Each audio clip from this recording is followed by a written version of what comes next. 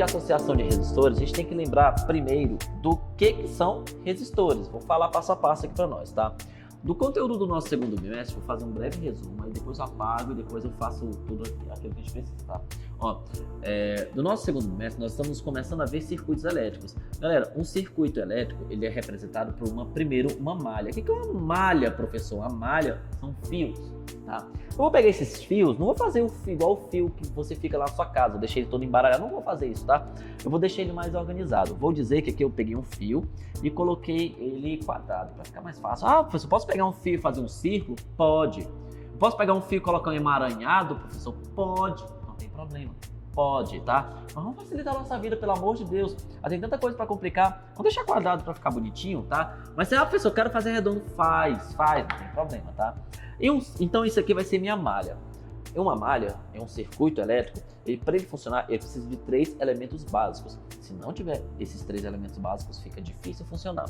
Primeira coisa, galera, tá? Olha, esse fio aqui, ele é um fio metálico. Por que é um fio metálico? Tem muitos elétrons livres. Quanto mais elétrons livres tiver, maior mais condutor ele será. Lembra qual é o nosso melhor condutor que nós temos?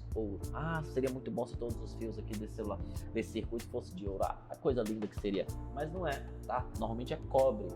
Normalmente, tá? Bom, seguinte. Então, os elétrons estão no fio. Esses elétrons parados não fazem nada.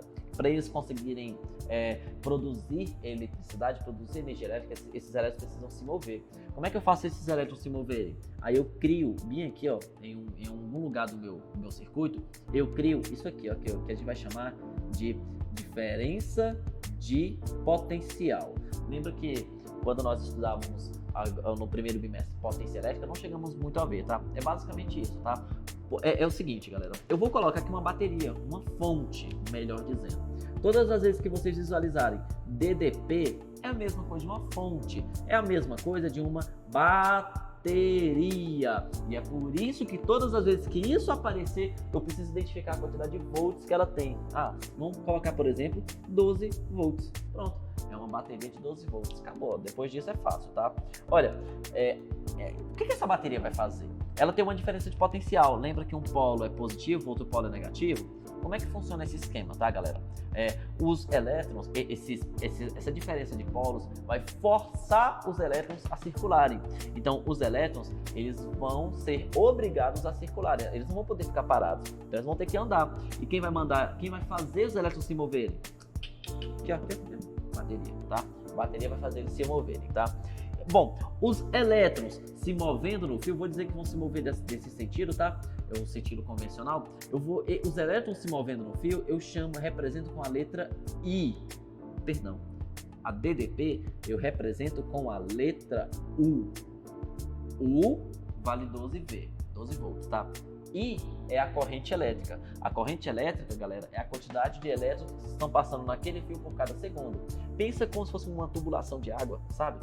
Aqui é como se fosse a quantidade de água que passa por esse lugar a cada segundo. É a mesma coisinha, tá? Só muda que uma diferença muito grande é que a água passa por dentro dos tubos. E a corrente elétrica, os elétrons, passam por fora do tubo. Por dentro não, tá?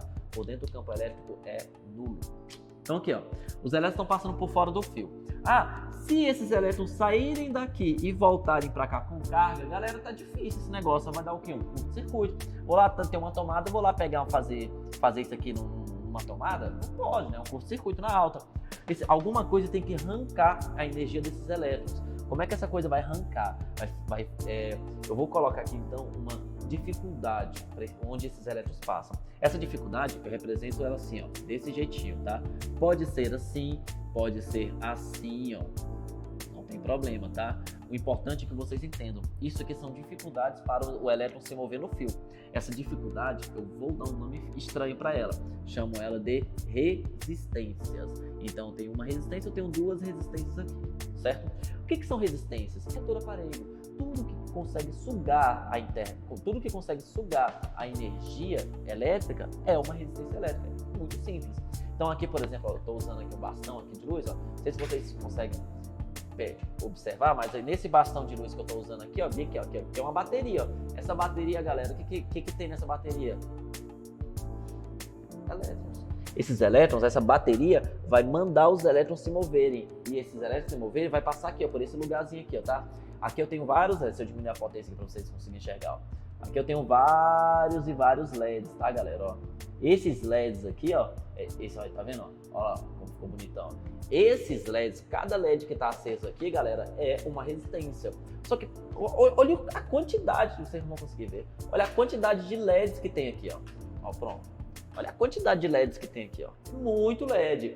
E cada resistência, tudo isso que está ligado na sua casa, você precisa ligar ele associando um ao outro, para que quando você for usar realmente, você não use tudo de uma vez, sabe? Você não vai jogar toda a energia para um negócio só. Você tem que pegar essa energia e distribuir igualmente, tá? Então como é que você vai fazer? Você tem que começar a associar esses resistores. Tome cuidado. Qual é o papel da resistência? Sugar a energia dos elétrons. Os elétrons se movendo no fio é chamado de corrente elétrica.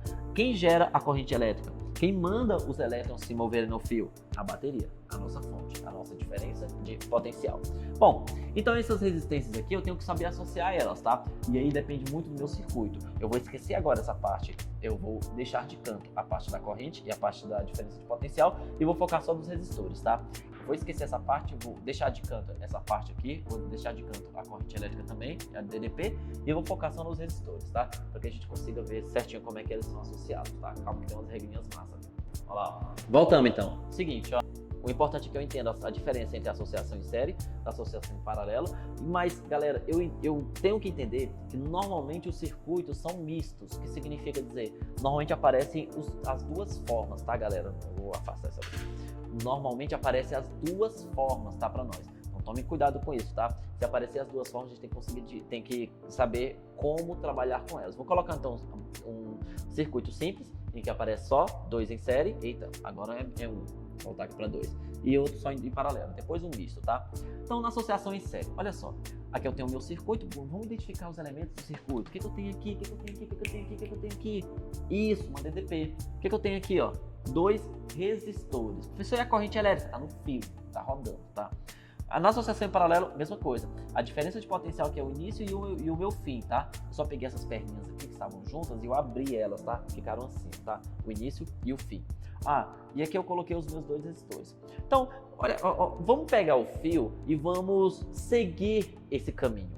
Olha, se eu pegar o meu fio, seguir o caminho aqui, ó, tô seguindo, passo, tem uma curva, curvei, vou aqui, tem outra curva, curvei, ó, passo por um resistor, saio desse resistor, passo por outro resistor. Percebam que eu passei primeiro por um e depois, logo em seguida, passei pelo outro. Galera, isso é característica de associação em série.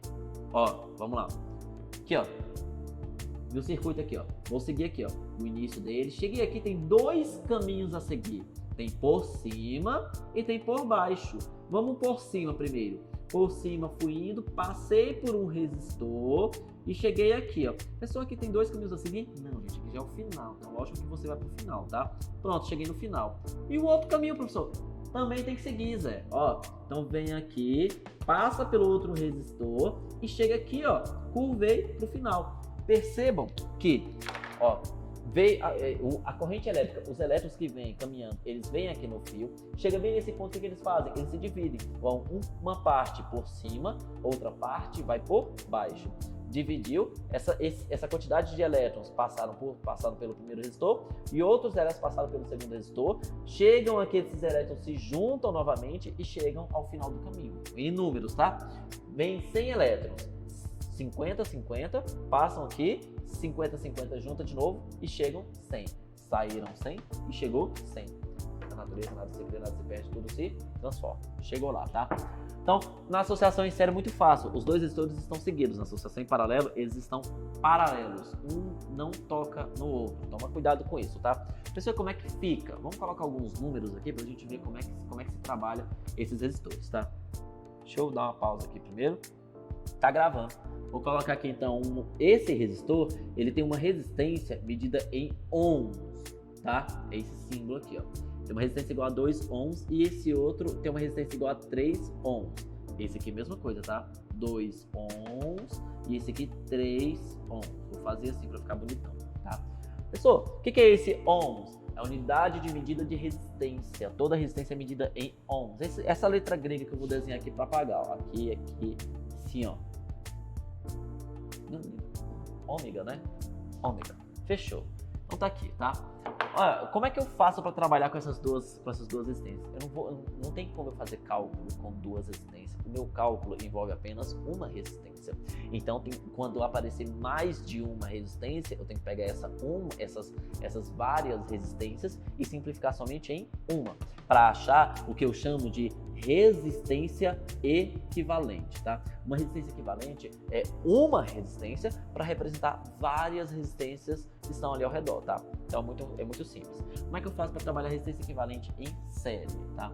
Na série não tem muito segredo, galera. Quando eu tenho um circuito em série, basta que eu pegue as resistências e some. Então, tem duas resistências, soma as duas. Tem 3 resistências, soma as 3. A pessoa tem 10 resistências, soma as 10, se estiverem em série, tá? Não tem muito segredo. Por exemplo, nessa conta aqui, ó, se eu for calcular a resistência equivalente nesse circuito, eu sei que vai ser igual a 2 mais 3, traduzindo 5 ohms. Aqui, galera, ó, a resistência equivalente do meu circuito inteiro, tá? Aí eu uso o meu 5 nos meus cálculos, e não o 2 e nem o 3, tá? No circuito em paralelo, deixa eu dividir aqui, ó. Quando o circuito estiver montado em paralelo, aí a minha forma de trabalhar essas resistências são um pouquinho diferentes, tá? Vou mostrar pra vocês como é que fica. Olha, eu ainda chamo a minha resistência de equivalente quando eu quero apenas uma para representar outras várias. Aqui no caso 2, tá? Como é que eu faço? Olha, a macumba que a gente faz para fazer esse cálculo aqui é assim, ó. O inverso da equivalente, que é igual ao inverso da primeira resistência, somado ao inverso da segunda resistência. Eu só tenho 3 resistências, soma então o inverso da terceira resistência aqui. A pessoa tem 10 resistências, então soma todos esses inversos dessas 10 resistências que tem aí, tá? Não tem problema, é só somar o seu inverso. Mas aqui aparece um negócio que vocês têm muita dificuldade, que é fração. Ih, meu filho, mas isso aqui é tão fácil, isso aqui é mamão com açúcar. E aí, galera, ó, o vestibular, você tem que ter noção disso. O vestibular cobra muito esse cálculo, mas não esse cálculo difícil. Ele sempre dá uma forma macete fácil para você resolver a questão. Olha como fica fácil aqui, ó. Então, vou fazer a equivalente dessas duas aqui, tá? Então, se eu tenho se eu tenho 2 ohms e 3 ohms, para me trabalhar no meu cálculo, eu vou fazer aqui o inverso da minha equivalente, que vai ser igual a 1 sobre 2 mais 1 sobre 3. Pessoal, como é que eu faço esse negócio aqui, ó? Esse negócio eu não sei fazer, professor. 1 sobre 2 mais 1 sobre 3. Como é que eu faço? Lembra? Então, vamos lá, ó. Entre 2 e 3, como é que a gente faz o MMC entre 2 e 3, galera? Olha, o MMC entre 2 e 3, eu já sei que é 6. Então, eu vou fazer aqui, ó. Entre 2 e 3, eu já sei que o MMC vai dar 6. Vou repetir aqui. 1 sobre resistência equivalente, que é igual a o MMC entre 2 e 3, 6. Por que 6? 6 dividido por 2 dá 3. 6 dividido por 3 vai dar 2. Matou a charada, ó. Então, fazer aqui na frente, tá? Continuar o meu cálculo. O inverso da equivalente vai ser igual a 3 mais 2, 5, dividido por 6. Cheguei nesse ponto aqui no meu cálculo, o que eu faço, galera, tá? O inverso da equivalente é igual a 5 sextos. Para mim achar o resultado certo, pega esse inverso aqui, inverte ele. Inverter o inverso, ele fica desinvertido? Não, ele fica normal, tá? Então, você pega o inverso, a fração que está invertida, reinverte ela aqui, que ela vai ficar normal. Ou seja, 1 sobre REC equivale, vou colocar aqui embaixo, tá? Equivale a REC, que é resistência equivalente, tá? Sobre 1. Porque esse 1 não preciso, tá? Só que se eu fizer essa macumba desse lado, tem que fazer do outro lado também, tá? Se eu invertir, o cara de cima foi para baixo, o de baixo foi para cima, aqui é a mesma coisa, tá? Então, o de baixo foi para cima e o de cima vai para baixo. Então, a resistência equivalente entre esses dois resistores é 5 sextos ohms. Pronto, cheguei no meu resultado, tá? Galera, então eu fiz esse negócio aqui, esse cálculo foi um pouquinho difícil, foi um pouquinho complexo, mas é só para citar um pouco das resistências equivalentes que nós temos, tá? Como é que fazemos essa associação de resistores. Vou deixar esse vídeo só nesse pedaço, tá? Vou fazer mais vídeos pra gente estar ensinando vocês, mas eu preciso que vocês vão lá no fórum. Galera, vão no fórum, eu preciso de vocês no fórum, tá, galera? Vamos lá.